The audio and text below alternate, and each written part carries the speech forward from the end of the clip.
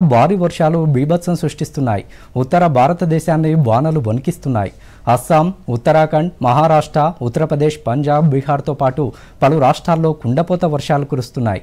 దీంతో పలు రాష్ట్రాలకు ఐఎండీ అధికారులు రెడ్ అలర్ట్ జారీ చేశారు. మరిన్ని వివరాలు.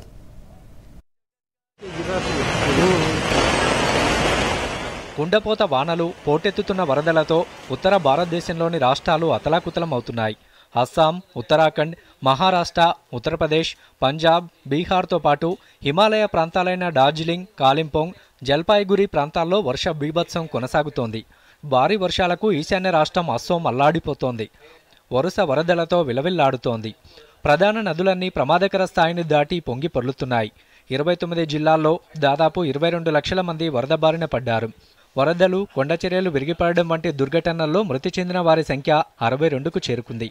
3000కు పైగా గ్రామాలకు రవాణా వ్యవస్థ పూర్తిగా స్తంభించిపోయింది. లక్షలాది ఎకరాల్లో పంట పొలాలు నీటిలో మునిగాయని అధికారులు అంచనా వేస్తున్నారు. అసోంలోని ప్రఖ్యాత కజిరంగా నేషనల్ పార్కులో వరదల కారణంగా 129 వన్యప్రాణులు మృత్యువాత పడ్డాయి. ఈ విషయాన్ని అధికారులు కూడా ధృవీకరించారు.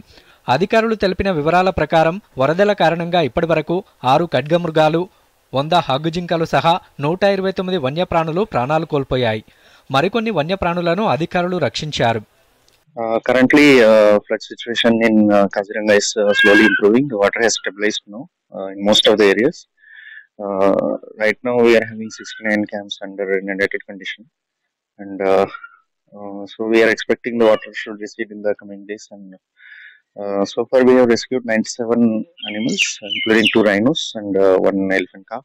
Includes 7 rhinos, 4 rhino calves, and 3 adult rhinos. So we are closely monitoring the situation. So we hope that in the coming days the water will recede, and so that we can ensure that the animals are in safe condition. Kaziranga national పార్కులోకి భారీగా చేరిన వరద నీటిలో ఖడ్గమృగం ఇబ్బంది పడుతున్న వీడియోను రాష్ట్ర ముఖ్యమంత్రి హిమంత బిశ్వ శర్మ ఎక్స్ వేదికగా పంచుకున్నారు. దానిని వెంటనే రక్షించాల్సిందిగా అధికారులను ఆదేశించారు. రాష్ట్రాన్ని ముంచెత్తుతున్న వరదలు రాష్ట్ర ప్రజలకు, వన్యప్రాణులకు ప్రమాదకరంగా మారాయని ఆవేదన వ్యక్తం చేశారు.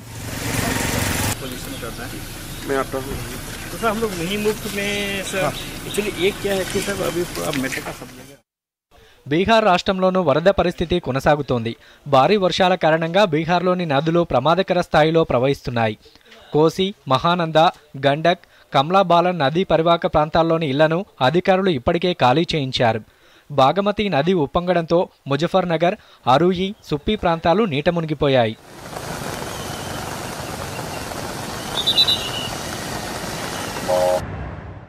యూపీలో వర్షాల కారణంగా 24 గంటల్లో 13 మంది మృత్యువాత పడ్డారు. యూపీలోని పర్మాన్ నది ప్రమాదకర స్థాయిని అధిగమించి ప్రవహిస్తోంది. అదే సమయంలో గోపాల్గంజ్, సిద్వాలియాలో గండక్ నది భీకర రూపం దాల్చింది. గోవాలో పాలి వాటర్ఫాల్కి వెళ్లిన సందర్శకులు వరద నీటిలో చిక్కుకున్నారు. జలపాతం చూసేందుకు వెళ్లిన టూరిస్టులకు ఊహించని పరిణామం ఎదురైంది. భారీ వర్షాల కారణంగా సమీపంలోని నది నీటిమట్టం ఒక్కసారిగా పెరిగింది. దీంతో దాదాపు 80 మంది వరదలోనే చిక్కుకుపోయారు. Bureau report, Doordarshan news.